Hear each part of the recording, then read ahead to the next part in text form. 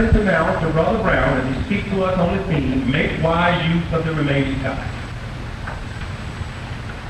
Two different ones and ask how they've done. But what instead I decided to do was let you hear from one family of pioneers visiting your circuit this weekend. So I'm going to just sort of ask them some things that could be maybe helpful to us in seeing how we could work this out. So let me introduce you to this family. This is brother and sister Graham. Next to me, that's Larry Graham. That's his wife, Tina Graham. And that's their 4-year-old daughter, Latia Graham. And they're visiting your area this weekend from Los Angeles. Now, Brother Graham, tell us first now how long you and the wife have been in the pioneering work. Well, we started pioneering when Latia was 7 months old, and she's 4.5 now. So you sort of go as a family. Yes. Now, Sister Graham, what's your territory where you work? Well, our territory is very unusual. We are in the West Hollywood congregation. And as a matter of fact, the mayor of West Hollywood is a lesbian. So we have a large gay community. And not only that, we also have the big, beautiful Beverly Hills homes where all the movie stars and the entertainers where they live. And then we also have one street that's called Santa Monica. It's where all the young boy male prostitutes, we call that Sodom Monica. That's just our little joke. And then we also have Melrose Avenue. We have a large punk rock territory, and that's where, you know, where they have the shaved hair on the sides, the purple and the green hair. And then we have the Hollywood Hills also. That's the dog territory, yeah. Well, sounds like an interesting one. I forgot. We also have a very large Jewish territory. So you have variety. Like the Jack in the Box, you release it, you don't know what kind of cloud will jump ahead. Well, so now let me ask this now. We looked at that, we say that would be a kind of a tough territory. You've been pioneering it now going on 4 years. Brother Graham, tell us now what motivated you to pioneer. Now you got the truth. Most of the friends know your musical background and all as a singer, but now you got the truth, you were in it. We want to know what moved you to pioneer and what adjustments you had to make. Well, what encouraged us to pioneer is when our circuit overseer, Brother McGee, came around, the first talk, the first evening, immediately, you know when you hear something that's real good and you're hunching each other in the elbow, and we was wearing each other's elbow out. And so we were convinced immediately that we should be in the full-time work. So immediately after that talk, we went up and filled out our applications, and we started to regular pioneer.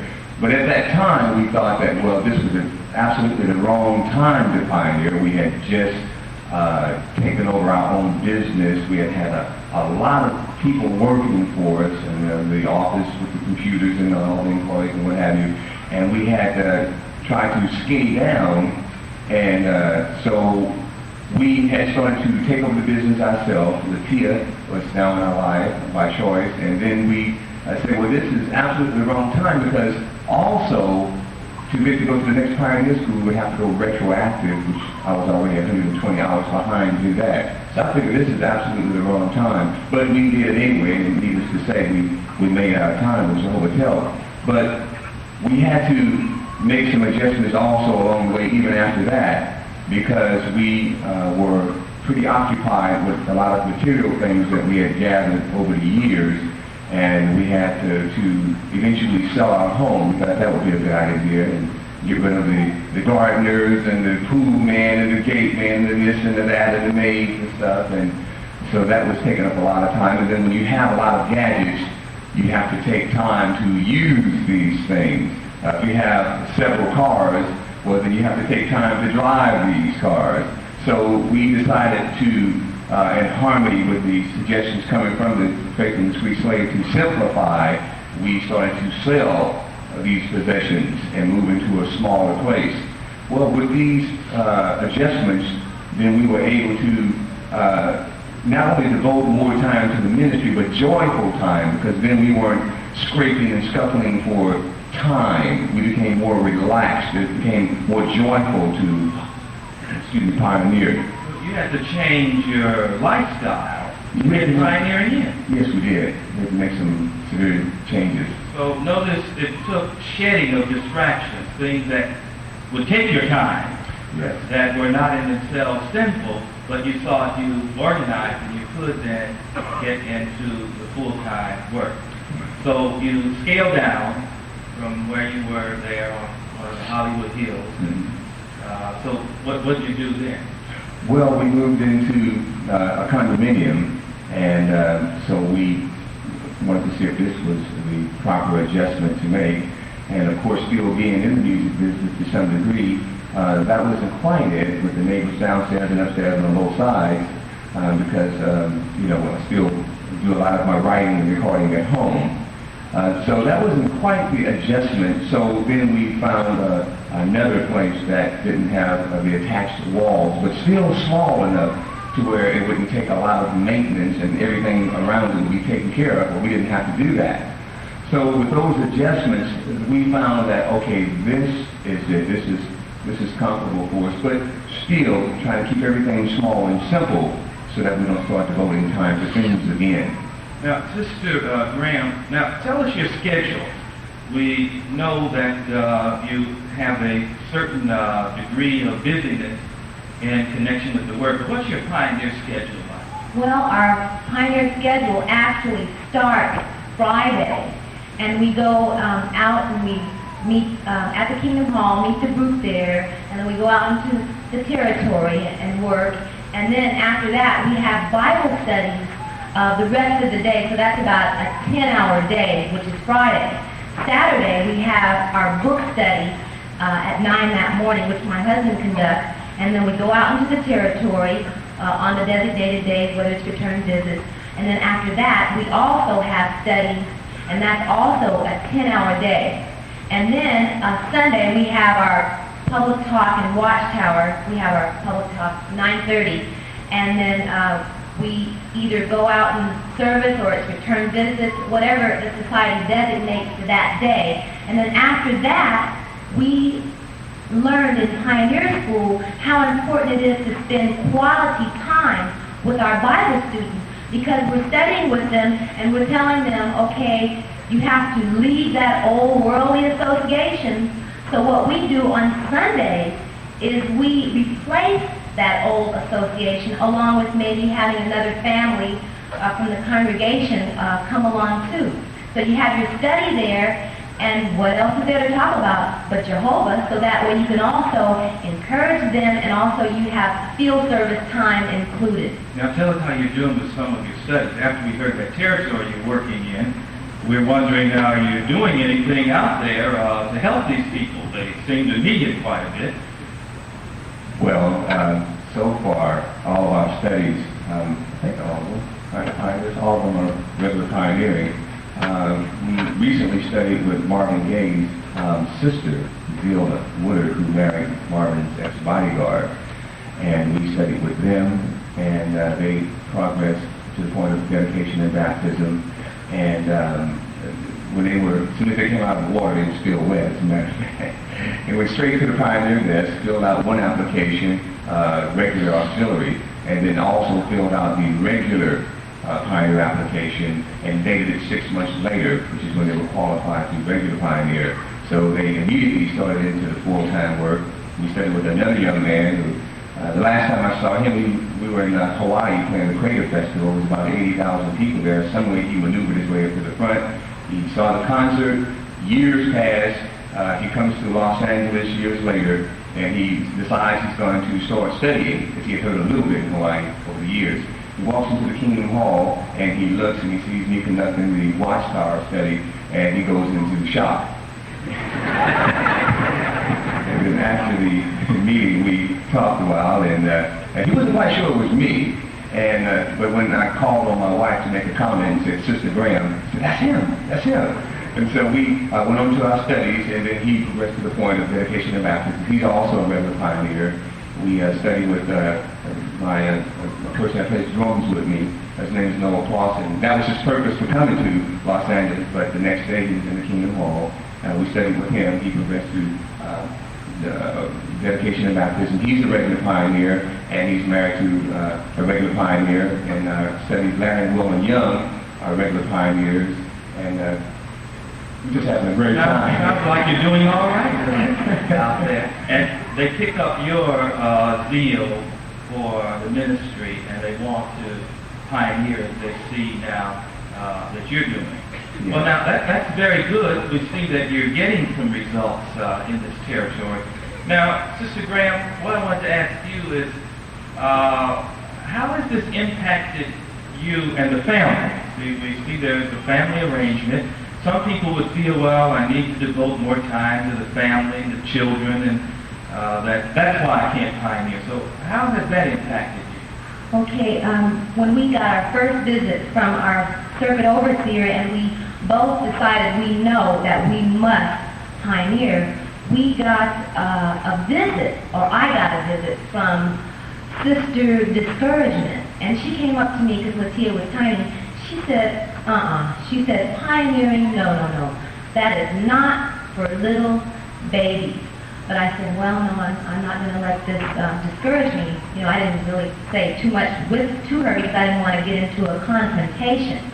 So anyway, I was encouraged by the servant overseer's wife.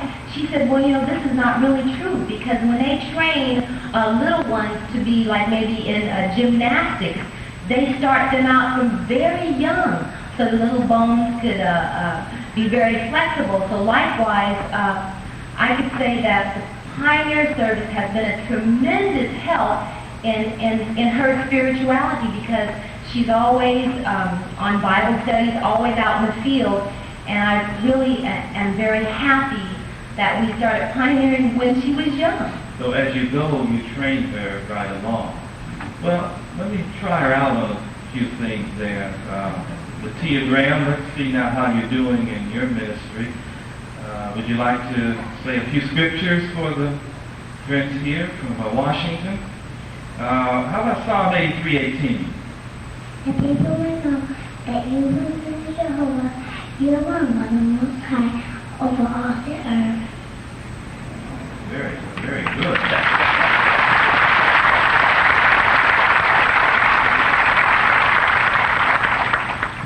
What about Revelation 21:4? And he walked out, and his chariot came out. Death will be no more.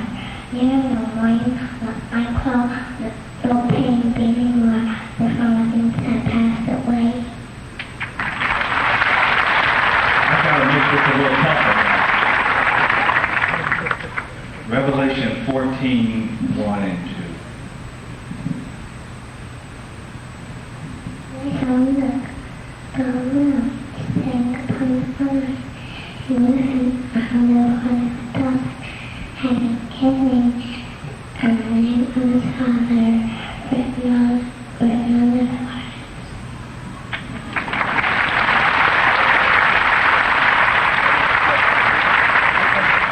You know the fruitages of the Spirit? Can you name them? We're all trying to work on them. Love, joy, peace, long-suffering, kindness, goodness, faith, and self-control.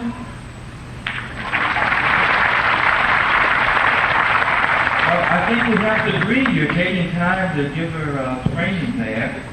And do you enjoy the ministry with your parents each day? Yes. And what are you able to do as you go with them? Are you able to place any literature? Yes. How do you do it? Well, I give the people the magazine, tell them my name and all that stuff. My mother and father tell me to read them the scripture, and I read them the scripture. They're not interested, we just ask them, can we read them a tract And when they say no, we'll just leave the door. Right. Very wise. We certainly have to commend you on that. Now, Brother Graham, in summing up maybe, if you just comment on this, some of the brothers and sisters have felt that still the thing to do is to use this world to the full. Some of the young people are still career-minded, trying to move to universities and colleges and get that training. Others are looking at their talents as a gymnast or musician or what and reaching out there. We look at your life, you've been on both sides. So what would you tell us then? Well, first of all, I'd like to say that having had all those things, in fact, before I came into the truth, I had accumulated quite a few things because that was my God. Music was my God. And so trying to be successful at that was the most important thing to me. And of course, the more things you accumulate, then the more you appear to be successful. And that seems to be the number one thing. Have a number one record, at least in the top 10. So you go through all kinds of sacrifices and practicing and staying on the road to try to acquire these things. But having had all these things, I can honestly say that that's not it. Happiness does not come from the things that we possess. And I found that out as soon as I found out about the truth. And found it out even more so when I started to unburden myself from all these things. So to take time in these last days to try to pursue some kind of career in this world would be a foolish mistake. We're in the last of the last days. It's obvious when we see all the things going on around us that this system is just about over. It's had it. And Jehovah's getting ready to wipe it out. So to take your last precious hours and spend it selfishly trying to gain material things in the system, when Jehovah says in the new system he's going to open his hand and satisfy the desire of every living thing, it'd be foolish to chase after these things now. And you think about how easy Jehovah has made it for us to pioneer. If it were a tremendous amount of hours, then we could say, well, okay, I can understand why I can't do it. But we can think long ago it used to be many hours to pioneer, where now it's only 1,000 hours a year, 84 hours a month, or just 2 hours and 44 minutes a day, or hour and 23 minutes in the a.m., hour and 22 in the p.m. Any way you look at it, Jehovah's made it so simple for us that we can do it. Even if you were to just set aside 25 hours a week, you could still take 12 hours vacation, 12 weeks vacation for yourself. Either way you set up your schedule is so simple in these last days that if we can't do it, then we really have to examine ourselves and really go to Jehovah and tell him why we can't pioneer, explain our special circumstances to him, because we have to keep in mind that we have crippled people, deaf people, blind people, people with large families that are regular pioneers. So really, do we have an excuse? If we do, Jehovah will understand, but if we don't, we may be in for a big surprise when this system comes to an end.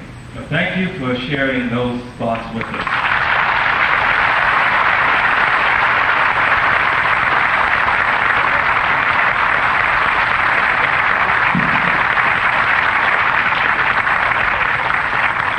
Now, let's don't let him be 1 in a million doing that. Let's have good examples like that motivate us all to keep on the watch, prove ourselves ready, and thus make wise use of the remaining time.